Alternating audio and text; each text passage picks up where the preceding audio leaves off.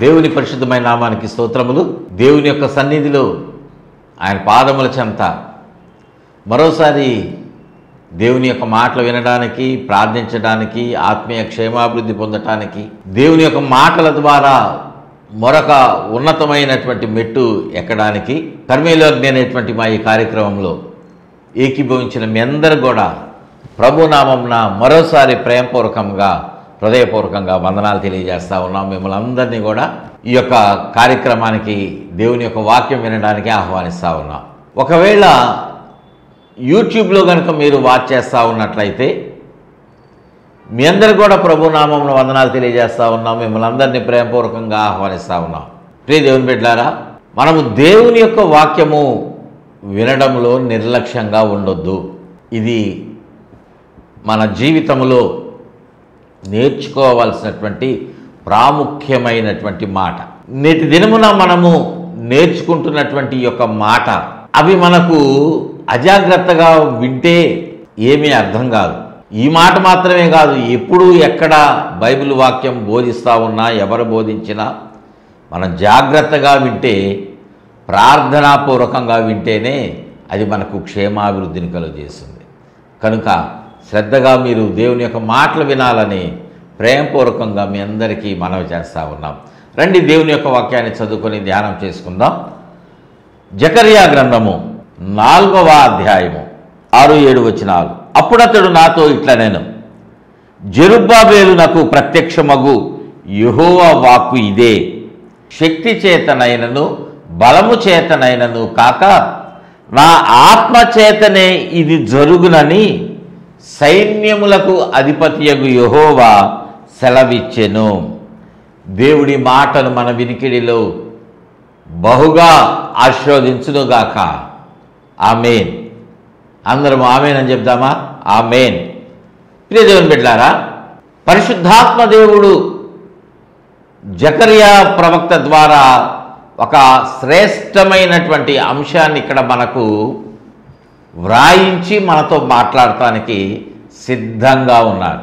మనం ఎలా ఉండాలి? ప్రభువు మనతో మాట్లాడటానికి సిద్ధంగా ఉంటే, ఆయన దాసులముగా ఉన్నటువంటి మనము, ఆయన బిడ్డలముగా ఉన్నటువంటి మనము, ఆయన యొక్క రక్తము చేత కడగబడి ఉన్నటువంటి మనము, ఆయన ప్రణాళికలో ఉన్నటువంటి మనము చాలా చాలా శ్రద్ధగా ప్రభువు నాతో ఏం మాట్లాడుతున్నాడు అనేటువంటి మాట మనము ఆసక్తిగా వినటానికి సిద్ధపడాలి. ఈ మాట మరొకసారి మీకు జ్ఞాపకం చేస్తూ ఉన్నా. దేవుని యొక్క మాటలు మనం వినాలి అంటే మనకు శ్రద్ధ ఉండాల్సిందే. ద్వితీయోపదేశకాండము గ్రంథంలో వ్రాయబడినటువంటి మాట, నీ దేవుడైన యెహోవా మాట నువ్వు శ్రద్ధగా విని. అవును ప్రియ దేవుని బిడ్డలారా, దేవుని యొక్క మాటలు వినేటువంటి సమయమున మనం ఎలా వినాలి అంటే శ్రద్ధగా వినాలి. అంటే అశ్రద్ధగా వినేటువంటి వాళ్ళు చాలామంది మన ముందు కనిపిస్తూ ఉన్నారు. మీరు మందిరంలోకి వెళ్ళి కూర్చొని చూడండి. మీరు 4వ వరుసలోనో 5వ వరుసలోనో లేకపోతే కొంచెం వెనకనో మీరు కూర్చుంటే, మీ ప్రక్కన ఉన్నటువంటి వాళ్ళని, చుట్టుప్రక్కల ఉన్న వాళ్ళని వర్తమానం విడుదలయ్యేటువంటి సమయంలో ఒకసారి గమనించండి. వాళ్ళందరూ ఏక మనసుతోటి, ఏకాగ్రతతోటి దేవుని యొక్క మాటలు వింటూ ఉన్నారా? లేకపోతే పాస్ గారు దేవుని యొక్క సేవకులు చెప్పేటప్పుడు మధ్యలో ఫోన్ తీసి ఇలా చూడటం, మళ్ళీ అది అక్కడ పెట్టడం, మళ్ళీ తీసుకొని చూడటం, అది ఓపెన్ చేసి చూడటం, ఏం మెసేజ్లు వచ్చినాయి అని చూడటం, కొన్నింటికి రిప్లై ఇవ్వటం, ఇలా జరుగుతూ ఉన్నదా? మరికొంతమంది ఎలా చేస్తూ ఉన్నారు అంటే చుట్టుప్రక్కల చూస్తూ ఉంటారు, అటు ఇటు చూస్తూ ఉంటారు. కొంతమంది పిల్లలు అప్పుడే బాగా ముద్దొస్తారు. ఆ తల్లులకు, తండ్రులకు వారి బిడ్డలు, చిన్న బిడ్డలు ఉంటారు కదా, వారు బాగా ముద్దొస్తారు దేవుని మందిరంలో, అప్పుడే ముద్దు పెట్టుకుంటూ ఉంటారు. ఇంటి దగ్గర వాళ్ళని టీవీ చూసేటువంటి సమయంలో అసలు పట్టించుకోరు. ఇట్లాగ మనం దేవుని యొక్క మందిరంలో ఉంటే మాట్లాడుతున్నటువంటి వాడు పరిశుద్ధాత్మ దేవుడు. నాతో మాట్లాడుతున్నటువంటి మాట దేవుని యొక్క మాట. అది ఒక సామాన్యమైనటువంటి మానవుడే అక్కడ నిలబడి ఉన్నా దేవుడు ఆ వ్యక్తి ద్వారా, ఆ సేవకుని ద్వారా, ఆ సేవకురాలి ద్వారా, వారి వయసు చిన్నది కావచ్చు, పెద్దది కావచ్చు నీకంటే, కానీ నువ్వు వినేటువంటి మాట దేవుని నోట నుండి వస్తుందనేటువంటి ఆ శ్రద్ధను కలిగి ఉండాలి. శ్రద్ధను కలిగి ఉండాలి. అప్పుడే నువ్వు దేవుని యొక్క మాట వినేటువంటి విషయంలో ఏక మనసుతోటి, దేవుని యొక్క మనసు మీద నీ మనసు ఆనుకొని, దేవుని మనసుతో నీ మనసు కలిసి పెనవేసుకొని, ఏం మాట్లాడుతున్నాడు నా ప్రభు ఈరోజు, నా యేసయ్య నాతో ఏం మాట్లాడటానికి ఆయన వచ్చాడో కదా, నేను వినకపోతే నన్ను దాటి వెళ్ళిపోతాడేమో, కాబట్టి నేను జాగ్రత్తగా వినాలి. ఆయన మాట నేను అశ్రద్ధగా వింటే అది నాకు నష్టము, అశ్రద్ధగా నేను కూర్చుంటే నాకు ప్రయోజనం లేదు అనేటువంటి ఇంకిత జ్ఞానము, కామన్ సెన్స్ అనేటువంటిది ఎవరు కలిగి ఉన్నా వాళ్ళు ఎలా వింటారంటే జాగ్రత్తగా వింటారు. అవును ప్రియ దేవుని బిడ్డలారా, నీ పైన అధికారి, నువ్వు పనిచేస్తున్నటువంటి స్థలములో ఉన్నటువంటి నీ అధికారి మాట్లాడుతూ ఉంటే నువ్వు ఎలా జాగ్రత్తగా వింటావు, అంతకంటే ఎక్కువ జాగ్రత్తగా దేవుని యొక్క మాట వినాలి. ఆయన సైన్యములకు అధిపతియగు యెహోవా, ఈ విశ్వమంతటిని కలుగజేసినటువంటి వాడు, ఒక మాట చేత సమస్తమును లేనిది ఉన్నట్టుగా చేసినటువంటి వాడు ఆయన. నువ్వు ఈ దినమున, ఈ క్షణమున బ్రతికి ఉన్నావు అంటే, ఆరోగ్యంతో ఉన్నావు అంటే, అనారోగ్యం అయినా సరే నువ్వు బ్రతికి ఉన్నావు, క్షేమంగానే ఉన్నావు అంటే, నువ్వు జీవించి ఉన్నావు అంటే, అనేక మందికి లేనటువంటి ఒక అవకాశం ప్రతిదినం ఆహారం దేవుడు నీకు ఇస్తూ ఉన్నాడు. నిన్ను, నీ బిడ్డలను, నీ కుటుంబాన్ని ఆస్వాదిస్తూ ఉన్నాడు. ఎన్నో రీతులుగా నిన్ను హెచ్చించినటువంటి వాడుగా, ఇంకా హెచ్చిస్తున్నటువంటి వాడుగా ఉన్నాడు. అనేక మందికి సొంత ఇల్లు లేకపోతే నీకు ఇచ్చాడు కదా ఇల్లు. పగలు ఎండ దెబ్బ తగలకుండా, రాత్రి వెన్నెల దెబ్బ తగలకుండా, వర్షం పడితే తడవకుండా నీకు క్షేమాన్ని ఇస్తూ ఉన్నాడు కదా. రకరకాలుగా దీవెనలు పొందుకుంటా ఉంటే ఆయన మాట నువ్వు నిర్లక్ష్యంగా వింటున్నావా? చాలామంది ఇదే స్థితిలో ఉన్నారు ప్రియ దేవుని బిడ్డలారా. అందుకే దేవుడు ఈ మాట మాట్లాడుతూ ఉన్నాడు. మనం దేవుని యొక్క సన్నిధిని నిర్లక్ష్యంగా ఎంచవద్దు. ఈ మాట జాగ్రత్తగా గుర్తుపెట్టుకోండి. దేవుని యొక్క సన్నిధిని మనము అనుభవించాలి అంటే మనము ఆయనతో కలిసినటువంటి అనుభవం, ఏక మనసుతోటి, ఏకాగ్రతతోటి, దేవుని మీదే నీ హృదయాన్ని, నీ మాట, నీ ఆలోచన సమస్తము కూడా దేవునికి అప్పగించుకొని నువ్వు జాగ్రత్తగా వింటే దేవుడు నీతో మాట్లాడేటువంటి ప్రతి మాట నీకు ఆశీర్వాదకరంగా ఉంటుంది, నీకు మేలుకరంగా, నీకు క్షేమాభివృద్ధిని దయచేసేటువంటి వాడుగా ఉంటాయి. దేవునికి స్తోత్రం చెల్లిద్దాం. హల్లెలూయా. అందుకే ఇక్కడ అంటున్నటువంటి ఈ మాట మనం జాగ్రత్తగా విందాం. చూడండి, ఇక్కడ దేవుడు మాట్లాడుతూ అంటున్నటువంటి మాట, శక్తి చేతనైనను బలము చేతనైనను కాక నా ఆత్మ చేతనే ఇది జరుగునని యెహోవా సెలవిచ్చెను. విన్నరా ఈ మాట? మనం చాలాసార్లు ఈ మాటను ఉపయోగిస్తూ ఉంటాం, కీర్తనలో పడతా ఉంటాం. శక్తి చేత, బలము చేత కాదు, నా ఆత్మ ద్వారానే దీనిని చేస్తాననేటువంటి మాట, దేవుడు మాట్లాడినటువంటి ఆ మాటను మనము మాట్లాడుతూ పాట పాడుతున్నటువంటి స్థితిలో మనం చాలాసార్లు ఉన్నాం. చాలాసార్లు మనం ఉపయోగిస్తున్నాం. ఇదేంటి, ఇది జరుగునని కదా. ఆ మాట మీ బైబిల్లో కూడా ఉంది కదా, నా ఆత్మ చేతనే ఇది జరుగును. ఇది అంటే ఏది జరుగుతుంది? అది నా ప్రశ్న. నా ప్రశ్న అది. పరిశుద్ధాత్మ దేవుడు కూడా ప్రశ్నిస్తూ ఉన్నాడు. ప్రియ దేవుని బిడ్డలారా, ప్రియ సహోదరుడా, సహోదరి, ప్రియ తల్లిదండ్రులారా, ప్రియ యవనస్తులారా, ఇది జరుగును అనేటువంటి మాట మనం చదువుకున్నాం, మంచిదే. పాట పాడుతున్నావు, చాలా మంచిదే, దేవుని స్తుతిస్తున్నావు. కానీ ఇది జరుగుతుందంటే ఏం జరుగుతుందని ప్రియ సహోదరుడ, ప్రియ సహోదరి, మన జీవితంలో మనము తెలియకుండానే, మన ఆలోచనలు కూడా మనం గుర్తించకుండానే ఈ మాటను మనము తరచుగా ఉపయోగిస్తూ ఉంటాం. తరచుగా మనము ఇది మాట్లాడుతూ ఉంటాం. విశ్వాసులు మరి ఎక్కువగా ఈ పదాన్ని ఉపయోగిస్తూ ఉంటారు.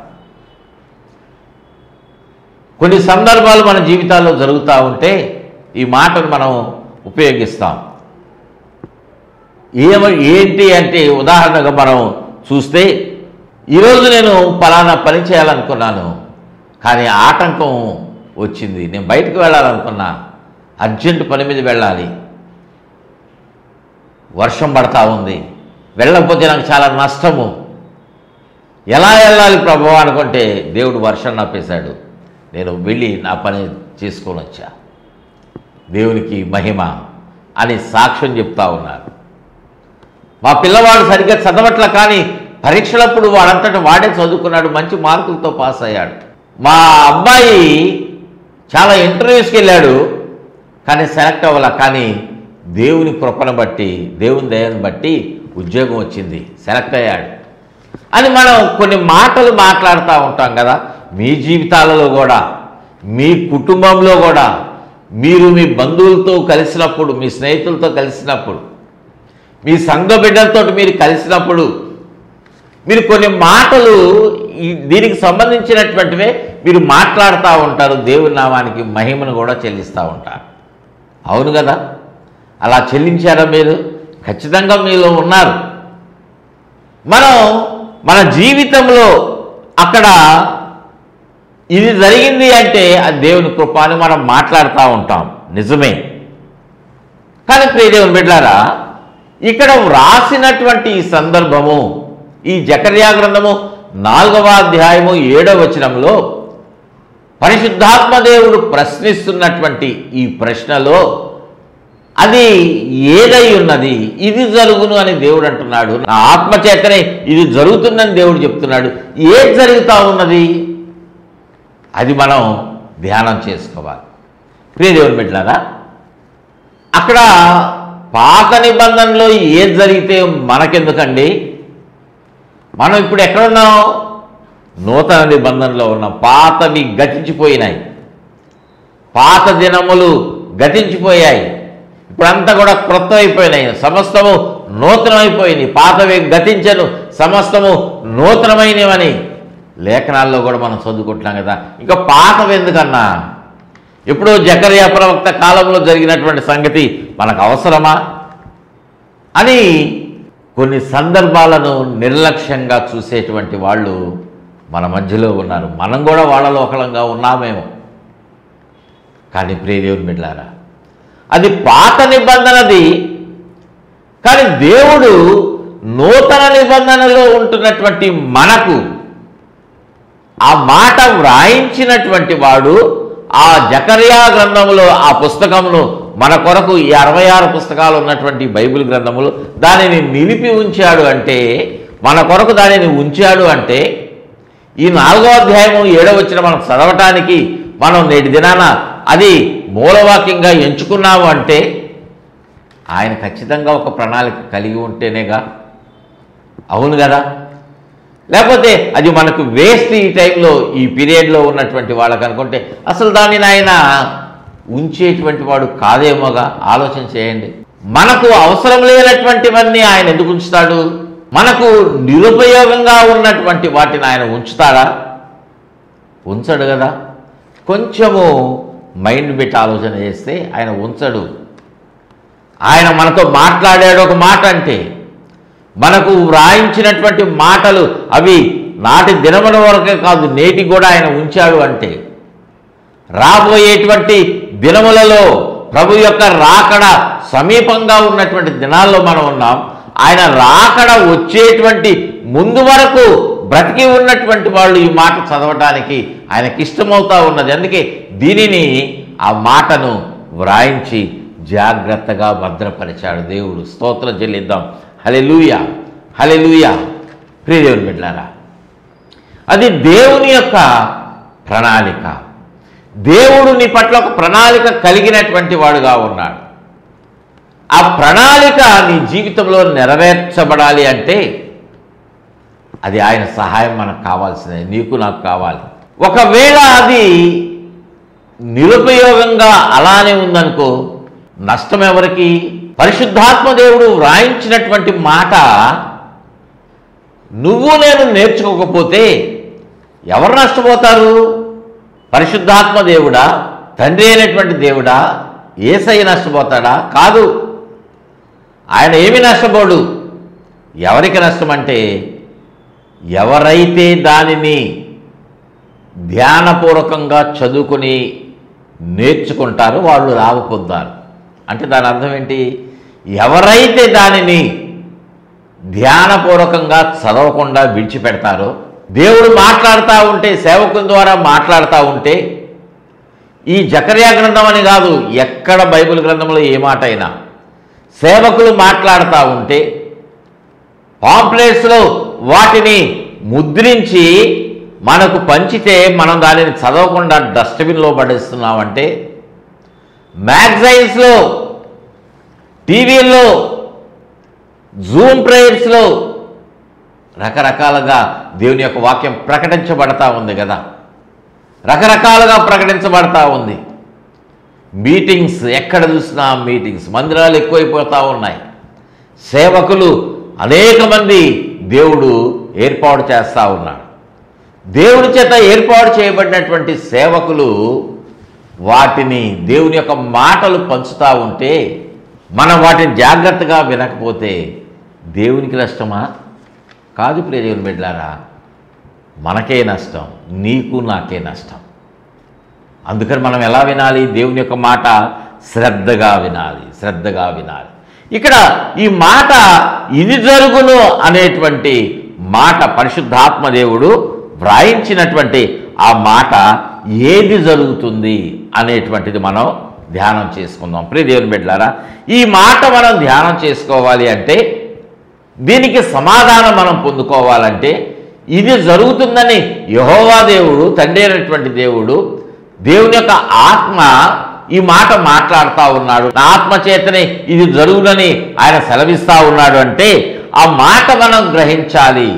ఆ ఇది అనేటువంటిది ఏమై ఉన్నది అనేటువంటిది మనం గ్రహించాలంటే మనము జకర్యా గ్రంథం అంతా కూడా జాగ్రత్తగా, క్షుణ్ణంగా, ప్రతి అక్షరము, ప్రతి పదము, ప్రతి వచనము జాగ్రత్తగా ప్రార్థనాపూర్వకంగా చదివికుంటే ఆయన మనతో మాట్లాడతాడు. ప్రార్థనలో మనం, ప్రభువా నువ్వు నాకు బోధించయ్యా, వ్రాయించిన వాడు నువ్వే కదా, నువ్వు బోధిస్తేనే నాకు అర్థమవుతుంది, కాబట్టి నువ్వు బోధించిన ఆయన, నువ్వు అడిగినట్లయితే ఆయన ఖచ్చితంగా నీతో మాట్లాడతాడు, నీకు తెలియజేస్తాడు. దేవునికి మహిమ కలుగును గాక. హల్లెలూయా, హల్లెలూయా. చూడండి, ఈ వచనాన్ని మనము ధ్యానం చేసుకుంటే జకర్యా గ్రంథంలోనే 4వ అధ్యాయము మొదటి 2 వచనాలు. నాతో మాట్లాడుచున్న దూత తిరిగి వచ్చి నిద్రపోయిన ఒకని లేపినట్టు నన్ను లేపి నీకు ఏమి కనపడుచున్నదని అడుగగా. జకర్యా ప్రవక్తను ఒక దూత వచ్చి నిద్రపోతున్నటువంటి వానిని లేపినట్లుగా తట్టి లేపినప్పుడు జకర్యా ప్రవక్త చూస్తూ ఉన్నాడు. అర్థమైంది కదా? మరొకసారి చదవండి, ఆ వచనాన్ని చెప్తా ఉన్నా నేను. నాతో మాట్లాడుతున్నటువంటి దూత, ఎవరైతే ప్రవక్తతో మాట్లాడుతూ ఉన్నాడో, ఏ దూత అయితే మాట్లాడుతున్నాడో ఆ దూత తిరిగి వచ్చి నిద్రపోయిన ఒకరిని లేపినట్టు. నిద్రపోతున్నటువంటి వాళ్ళని ఏదైనా చెప్పాలంటే తట్టి వాళ్ళని మనం లేపుతాం కదా. మీరు నిద్రపోతా ఉన్న సమయంలో మీ తల్లిదండ్రులు ఎవరైనా సరే వచ్చినప్పుడు మీ బిడ్డలు లేపుతూ ఉంటారు. మనము తట్టి లేపితే మనం జాగ్రత్తగా వినటానికి సిద్ధపడతాం కదా. అట్లాగా ప్రవక్తను దేవదూత వచ్చి తట్టి లేపి మాట్లాడుతూ ఉన్నాడు. ఏమంటా ఉన్నాడంటే, నీకు కనబడుచున్నది ఏమిటి అని ఒక ప్రశ్న వేశాడు. విన్నారా? నిద్రపోతున్నటువంటి వ్యక్తిని లేపినట్టుగా లేపి నీకేం కనబడుతుంది అని ప్రశ్న వేస్తే ప్రవక్త చెప్తున్నటువంటి మాట, నేను సువర్ణమయమైన దీపస్తంభమును, దాని మీద ఒక ప్రమిదయును, దీపస్తంభమునకు 7 దీపములను, దీపమునకు 7 గొట్టములను కనబడుచున్నవి. 3వ వచనం, మరియు 2 ఒలీవ చెట్లు దీపస్తంభమునకు కుడి ప్రక్కన 1, ఎడమ ప్రక్కన 1 కనబడుచున్నవని చెప్పెను. దేవునికి మహిమ కలుగును గాక. హల్లెలూయా, హల్లెలూయా. ప్రియ దేవుని బిడ్డలారా, దూత ప్రవక్తను నీకేం కనబడుతుంది అని అడిగినప్పుడు ప్రవక్త సమాధానం చెప్తున్నటువంటి వాడుగా ఉన్నాడు, చెప్పిన వాడుగా ఉన్నాడు. తనకు కనిపిస్తున్నటువంటిది దూతతోటి ప్రవక్త మాట్లాడుతూ అంటున్నాడు. అక్కడ దీపస్తంభము, దాని మీద ఉన్నటువంటి ప్రమిదలు, ఆ దీపస్తంభమునకు ఉన్నటువంటి 7 దీపములు నేను చూస్తూ ఉన్నాను.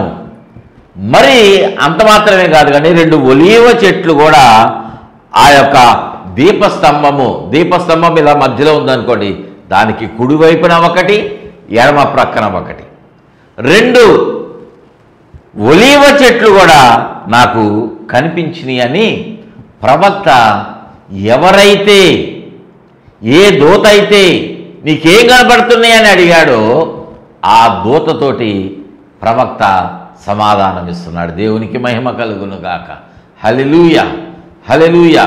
ప్రియ దేవుని బిడ్డలారా, ఇక్కడ ఒక మాట మనం జాగ్రత్తగా గుర్తుపెట్టుకోవాలి. ప్రవక్త దూత అడిగినటువంటి ప్రశ్నకు సమాధానాన్ని చెప్పాడు. మన జీవితంలో కూడా మనము కొన్ని ప్రత్యక్షతలు పొందుకుంటూ ఉంటాం, కొన్ని దర్శనాలను మనం చూస్తూ ఉంటాం, కొన్ని స్వప్నాలను మనం చూస్తాం. అవన్నీ కూడా మనం ప్రార్థనలో ఉన్నప్పుడు మనకు దర్శనం వస్తుంది, నిద్రపోతున్నప్పుడు స్వప్నం వస్తుంది, కళ అనేటువంటిది వస్తుంది. అలా కాకుండా మనము కాన్షియస్లో ఉన్నప్పుడు, స్పృహలో ఉన్నప్పుడు దేవుని యొక్క మాటలు వింటూ ఉంటే దేవుడు మనకు అనేకమైన ప్రత్యక్షతలు కూడా అనుగ్రహిస్తూ ఉంటాడు. దేవునికి మహిమ కలుగును గాక. హల్లెలూయా. అర్థమైంది నా మాట? మనము ప్రార్థనాపూర్వకంగా దేవుని యొక్క మాటలు శ్రద్ధగా వింటే మరుగు చేయబడి ఉన్నటువంటి విషయాలు దేవుని యొక్క లేఖనంలో, వాక్యంలో తెలియజేయబడినటువంటి, వ్రాయబడినటువంటివి మనం చదువుతూ ఉన్నాం, చదివాం, మనకు అర్థం కాల. కానీ నాటి దినాన పరిశుద్ధాత్మ దేవుడు నిలబడినటువంటి సేవకుని తన ఆత్మతో నింపి నీకు వాటిని తెలియజేస్తూ ఉన్నాడు. ఆ టైంలో నువ్వు ఎలా వినాలి? మనం ఎలా వినాలంటే జాగ్రత్తగా వినాలి. మనం జాగ్రత్తగా వింటే పరిశుద్ధాత్మదేవుడు ఆ మాటతోటి నిన్ను బలపరుస్తూ ఉంటాడు. ఆయన నిన్ను బలపరిచి, నేను నీతో మాట్లాడేది నీకు అర్థమైందా అంటే మనం ఇప్పుడు ఏం చెప్పాలి? మనకు అర్థమైందా కాలేదా చెప్పాలి. అసలు నువ్వేం మాట్లాడావు ప్రభువా అంటే దాని అర్థం ఏంటి? మనం శ్రద్ధగా వినలేదనేగా. ఇక్కడ దూత అడుగుతా ఉన్నాడు, నేను నీకు చూపించింది ఏంటి, నీకేం కనిపిస్తూ ఉంది అని అడుగుతా ఉన్నట్లుగానే మనకు కూడా దేవుడు ఒక దర్శనం ఇచ్చి, ఒక స్వప్నంలో మనకు ఏదైనా తెలియజేసి, నేను నీకు తెలియజేసింది ఏంటి అని అడిగితే మనం దానిని గుర్తుపెట్టుకోగలగాలి, గుర్తుపెట్టుకోవాలి. ప్రియ దేవుని బిడ్డలారా, దేవుడు మనకు ఎన్నో విషయాలు తెలియజేస్తూ ఉంటాడు. స్వప్నము ద్వారా, దర్శనము ద్వారా, మాట ద్వారా, సేవకుల ద్వారా, ప్రేమతో కూడినటువంటి మాటలు, కొన్నిసార్లు హెచ్చరికతో కూడినటువంటి కొన్ని హెచ్చరికలు, మాటలు కొన్నిసార్లు మనకు తెలియజేసే మనం అశ్రద్ధగా ఉంటే, అశ్రద్ధగా వింటే మనం నష్టపోతున్నాం. ప్రియ దేవుని బిడ్డలారా, జాగ్రత్తగా ప్రార్థనాపూర్వకంగా దేవుని మాటలు వినాలి. దేవుడు అనుగ్రహించినటువంటి ఆ ప్రత్యక్షతలు, దేవుడు మనకు అనుగ్రహిస్తున్నటువంటి ఆ దర్శనములు, ఏదైతే దేవుడు మనకు అనుగ్రహించాడో, ఏ కృపావరమును దేవుడు మనకు అనుగ్రహించాడో, ఏ ప్రవచన వాకులు నీతో దేవుడు మాట్లాడుతున్నాడో నువ్వు జాగ్రత్తగా వాటిని గుర్తించాలి, గ్రహించాలి. అప్పుడే అవి నీ యొక్క ఆత్మీయ జీవితానికి క్షేమాభివృద్ధిని కలుగజేస్తాయి. దేవునికి మహిమ కలుగును గాక. హల్లెలూయా, హల్లెలూయా. మనము ఇక్కడ జకర్యా ప్రవక్తని దూత అడుగుతున్నటువంటి మాట మనము చదువుతా ఉన్నాం. అయితే అది మాట్లాడినటువంటి మీదట ప్రవక్త ఏమంటా ఉన్నాడంటే, జకర్యా గ్రంథము 4వ అధ్యాయం 4వ వచనం, నా ఏలినవాడ ఇదేమిటని నాతో మాటలాడుచున్న దూతను అడిగి తిని. దేవునికి మహిమ కలుగునుగాక. హల్లెలూయా, హల్లెలూయా. ఆశ్చర్యంగా ఉంది కదా ఈ ప్రశ్న. ఈ సందర్భం ఆశ్చర్యం అనిపిస్తుందా లేదా? ఒకసారి జాగ్రత్తగా వినండి. ప్రవక్తతోటి దూత ప్రత్యక్షమై మాట్లాడుతూ ఉన్నాడు. కొన్ని దర్శనాలు చూపించి, కొన్ని ప్రత్యక్షతలు ఇచ్చి, నిద్రపోతున్నటువంటి వాడిని లేపినట్టు లేపి, నీకు ఏం కనిపిస్తూ ఉందని అడిగినప్పుడు అవన్నీ కనిపిస్తాయన్నీ కూడా ప్రవక్త ద్వారానే దూత విన్నటువంటి వాడుగా ఉన్నాడు. అంటే ప్రవక్త ఆ మాటలు చెప్పాడు అంటే తనకేం కనిపించినాయో చెప్పాడు అంటే 2వ వచనంలో వ్రాయబడినటువంటి రీతిగా, మనం చదివినటువంటి రీతిగా అవి చెప్పేటటువంటి వాడుగా ఉన్నాడంటే దాని అర్థం ఏంటి? తను చూసింది చెప్పాడు, అంతే కదా. కానీ ఇప్పుడు చూసినటువంటి దానిని ప్రవక్త మళ్ళీ దూతని ఏమంటున్నాడంటే 4వ వచనంలో, నా ఏలినవాడ ఇదేమిటి, ఇదేమిటి. ప్రియదేవుని బిడ్డలారా, ఒక ప్రశ్న నేను అడిగాను. ఈ 4వ అధ్యాయం 7వ వచనంలో నా ఆత్మ చేతనే ఇది జరుగుతుందని దూత అన్నాడు. దూత చెప్పినటువంటి ఆ మాట తండ్రి అయినటువంటి దేవుడు మాట్లాడాడు. నా ఆత్మ ద్వారానే జరుగుతుందని చెప్పినటువంటి దేవుని యొక్క మాట మనం 7వ వచనంలో చదివాం కదా, విన్నాం కదా. మరి ఇప్పుడు ప్రవక్త మళ్ళీ ఆ మాట అనటం ఏంటి? ఇదేంటి నా ఏలినవాడా, అయ్యా ఇదేంటి నాయనా అని మళ్ళీ ప్రవక్త అడగటం ఏంటి? ఆశ్చర్యంగా ఉంది కదా. ప్రియదేవుని బిడ్డలారా, దేవుని యొక్క ఆత్మచేత నింపబడి ఉన్నటువంటి జకర్యా ప్రవక్త కూడా ఆ మాటలు అర్థం కావట్లా. అంటే మనం ఎలా ఉండాలి? శ్రద్ధగా వినాలి. దేవుని యొక్క ఆత్మచేత నింపబడినా కూడా, దేవుని యొక్క ఆత్మాభిషేకం పొందుకున్న వాళ్ళు కూడా ఎలా వినాలంటే జాగ్రత్తగా వినాలి, జాగ్రత్తగా వినాలి, జాగ్రత్తగా అడుగులు వేయటం నేర్చుకోవాలి. దేవునికి మహిమ కలుగునుగాక. హల్లెలూయా, హల్లెలూయా. ప్రార్థన చేసుకుందామండి. ప్రేమ కలిగిన తండ్రి, పరిశుద్ధుడా, మీకు వందనాలు నాయన. మీ మాటలు మేము వినడానికి కృపనిచ్చారు, మీకు స్తోత్రాలు.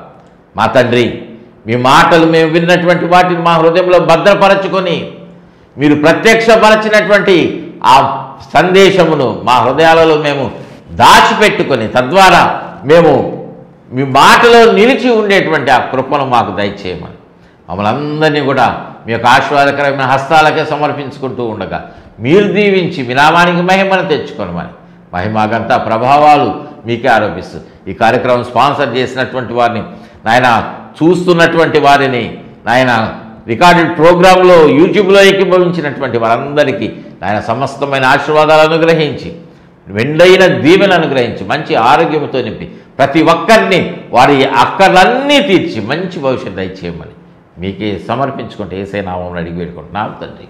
ఆమేన్. తండ్రి, కుమార, పరిశుద్ధాత్మ త్రియేక దేవుని దీవెన, కాపుదల, భద్రత ప్రతి ఒక్కరికి స్పాన్సర్ చేసి మీకు తోడుగా ఉండి వర్ధిల్ల చేయునుగాక. ఆమేన్, ఆమేన్, ఆమేన్. God bless you all.